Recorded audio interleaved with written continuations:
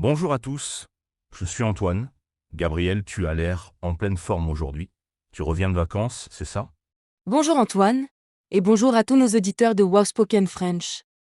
Effectivement, je viens de rentrer de 2 semaines en Bretagne. Quel bonheur de profiter des vacances d'été. La Bretagne en été, quelle chance.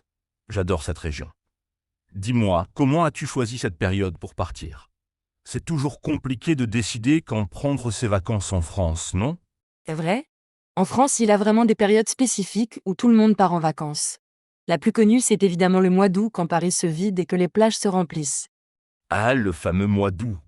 Je me souviens, quand j'étais petit, mes parents prenaient toujours leurs vacances les 3 premières semaines d'août. C'était presque sacré. Et toi, tu pars souvent en août?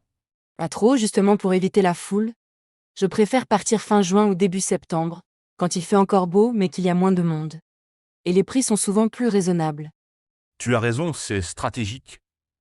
D'ailleurs, en parlant de stratégie, est-ce que tu connais l'expression faire le pont? C'est typiquement français. Bien sûr. Faire le pont, c'est quand un jour férié tombe un mardi ou un jeudi et qu'on prend le lundi ou le vendredi pour avoir 4 jours de repos d'affilée. Les Français adorent faire ça. Exactement. Et il y a tellement de jours fériés au printemps. Le 1er mai, le 8 mai, l'Ascension, la Pentecôte, mais vraiment le mois des ponts par excellence. Sans oublier les vacances scolaires. En France, l'année scolaire est coupée par plusieurs périodes de vacances, non? Tu peux nous rappeler comment ça fonctionne? Alors, il y a d'abord les vacances de la Toussaint, fin octobre, qui durent 2 semaines. Ensuite, les vacances de Noël, aussi 2 semaines. Puis les vacances d'hiver en février et les vacances de printemps en avril, 2 semaines chacune. Et bien sûr, les grandes vacances d'été qui durent 2 mois, de début juillet à début septembre. C'est génial pour les enfants, mais parfois compliqué pour les parents qui doivent s'organiser. Tout à fait. Et n'oublions pas que la France est divisée en 3 zones pour les vacances d'hiver et de printemps, les zones A, B et C. Ça permet d'étaler les départs et d'éviter que tout le monde ne parte en même temps. C'est vraiment une bonne idée? Sinon, imagine les embouteillages sur les routes et les prix dans les stations de ski. D'ailleurs, les vacances d'hiver, c'est souvent la période préférée pour aller skier, n'est-ce pas? Absolument. Les stations de ski sont pleines à cette période. Personnellement, j'adore aller à la montagne en février. Et toi, tu as une saison préférée pour les vacances? J'aime beaucoup l'automne pour voyager. Les vacances de la Toussaint sont idéales, il ne fait pas trop chaud, les paysages sont magnifiques avec les couleurs d'automne et les sites touristiques sont moins fréquentés. C'est vrai que chaque période a ses avantages. Et en parlant de période spéciale, est-ce que tu connais le concept de RTT en France? Les RTT ou réduction du temps de travail, bien sûr. Ce sont des jours de congés supplémentaires que les salariés français peuvent prendre pour compenser les heures travaillées au-delà de 35 heures par semaine. C'est une spécificité bien française. Exactement. Grâce au RTT, beaucoup de Français peuvent s'offrir des week-ends prolongés ou même de petites vacances en dehors des périodes traditionnelles. C'est assez pratique. Absolument. J'utilise souvent mes RTT pour partir un peu en dehors des vacances scolaires et profiter de tarifs plus avantageux. Et toi, comment tu organises tes congés dans l'année? J'essaie de garder une semaine pour chaque saison. J'aime bien avoir un petit break tous les 3 mois environ. Par exemple, une semaine au ski en hiver, une semaine à la campagne au printemps, 2 semaines à la mer en été et un city trip en automne. C'est très équilibré comme approche. Et est-ce que tu as remarqué des différences dans la façon dont les Français prennent leurs vacances par rapport à d'autres pays? Oui, je trouve que les Français ont tendance à concentrer leurs vacances sur certaines périodes bien définies, alors que dans d'autres pays, c'est plus étalé. Par exemple, aux États-Unis, les gens prennent souvent juste une semaine ou deux dans l'année. C'est vrai. Et en France, on a 5 semaines de congés payés minimum, plus les RTT éventuels. C'est une vraie chance quand on y pense. Beaucoup de pays n'ont pas autant de jours de vacances. Antoine, absolument. Et les Français tiennent à leurs vacances. Je me souviens d'une étude qui montrait que beaucoup préfèrent à une augmentation plutôt qu'à des jours de congé. Ça ne m'étonne pas du tout. Les vacances font vraiment partie de la culture française. Et puis il y a une expression qui dit métro, boulot, dodo pour décrire la routine quotidienne du travail. Les vacances sont l'occasion de briser cette routine. Tout à fait. D'ailleurs, est-ce que tu connais le phénomène des vacances de février? C'est assez récent dans notre histoire. Tu veux dire les vacances d'hiver? Elles ont été instaurées dans les années 1960, je crois, principalement pour développer le tourisme hivernal et les sports d'hiver. Exactement. Avant, il n'y avait pas de vraie coupure entre Noël et Pâques. Maintenant, Ces vacances de février sont devenues essentielles pour l'économie des stations de ski. C'est fascinant de voir comment les habitudes de vacances évoluent avec le temps. Et comment elles influencent l'économie? D'ailleurs, tu savais que le terme vacances vient du latin vacare qui signifie être vide, libre. J'aime beaucoup cette étymologie. Je ne savais pas. C'est très parlant. Les vacances, c'est vraiment ce moment où on se libère de nos obligations habituelles. À propos, tu as des projets pour les prochaines vacances? Je pense aller dans le sud pendant les vacances de la Toussaint. J'aimerais profiter des derniers beaux jours avant l'hiver. Et toi? J'envisage un séjour à la montagne pour Noël. J'adore l'ambiance des stations pendant les fêtes, avec les décorations, la neige, les marchés de Noël. C'est magique. Ça donne envie?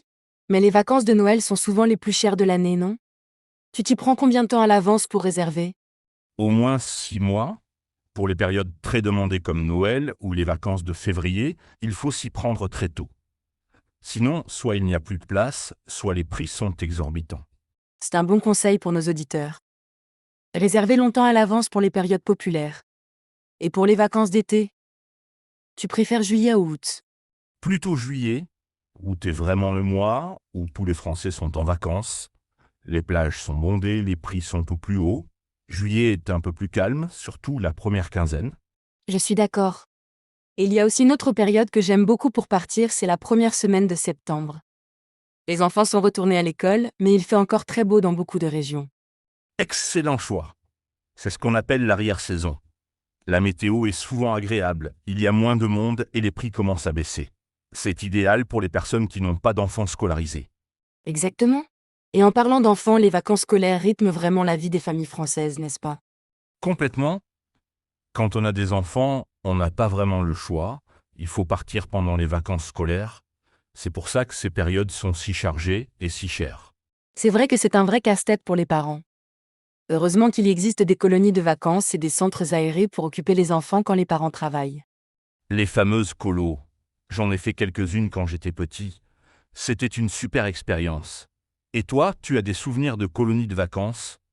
Oui, je suis allée dans une colonie à la montagne quand j'avais 10 ans. On faisait des randonnées, des jeux dans la forêt. C'était formidable. Ces structures sont vraiment importantes dans le système français des vacances.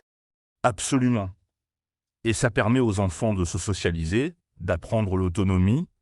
Mais revenons à nos périodes de vacances. Il y a aussi les ponts de mai dont on parlait tout à l'heure. C'est presque une institution nationale. Les ponts de mai, c'est sacré. Avec tous ces jours fériés, certaines années, on peut presque ne pas travailler de tout le mois en posant stratégiquement quelques jours de congé. Les Français sont des experts en optimisation des jours fériés. C'est tellement vrai. Et c'est fascinant de voir comment les autoroutes sont bondées au début et à la fin de ces week-ends prolongés. On appelle ça les chassés-croisés des vacanciers. Ah oui, les fameux chassés-croisés. C'est un terme qu'on entend souvent aux informations. Week-end chargé sur les routes avec le chassé-croisé des juilletistes et des haussiens. Exactement. C'est typiquement français, ça aussi. Est-ce que tu as des astuces pour éviter ces embouteillages monstres? Je pars toujours très tôt le matin ou tard le soir. Et j'évite absolument les samedis, surtout le premier et le dernier samedi des vacances scolaires. Ce sont les pires jours sur les routes. De bons conseils. J'ai aussi remarqué que les périodes de vacances influencent beaucoup la vie quotidienne en France. Par exemple, essayer de trouver un médecin disponible en août, c'est presque mission impossible. Oh oui, ou un plombier ou n'importe quel artisan. Beaucoup de commerces ferment aussi pendant cette période. C'est vraiment une spécificité française, cette façon de tout arrêter pendant les vacances d'été. C'est vrai. Dans d'autres pays, les vacances sont plus étalées et la vie continue normalement toute l'année. En France, il y a vraiment ce phénomène de tout le monde part en même temps. Exactement. Mais les choses évoluent doucement. De plus en plus de Français choisissent de partir hors saison pour profiter de meilleures conditions. Je pense que les habitudes changent petit à petit. Tu as raison. Et puis, avec le télétravail qui s'est développé ces dernières années, les gens peuvent aussi être plus flexibles dans leurs dates de vacances. C'est une bonne chose. Absolument. Bon Antoine, je crois qu'on a fait un tour assez complet des périodes de vacances à la française. Est-ce qu'on a oublié quelque chose? Je pense qu'on a couvert l'essentiel. Les vacances scolaires, les ponts, les jours fériés, les congés payés, les RTT. C'est un système assez complexe quand on y pense. Mais qui fait partie intégrante de notre culture. Les Français aiment leurs vacances et ils aiment en parler aussi comme on vient de le faire. Tout à fait. Et j'espère que cette conversation a été utile pour nos auditeurs de Wow Spoken French qui veulent comprendre comment fonctionnent les vacances en France. J'en suis sûre. Et maintenant, je vais commencer à planifier mes prochaines vacances. Merci pour cette discussion, Antoine, et à bientôt pour un nouveau sujet. Merci à toi, Gabriel, et merci à tous nos auditeurs. N'oubliez pas de nous rejoindre pour le prochain épisode de Wow Spoken French. À bientôt tout le monde. Au revoir et bonnes vacances à tous.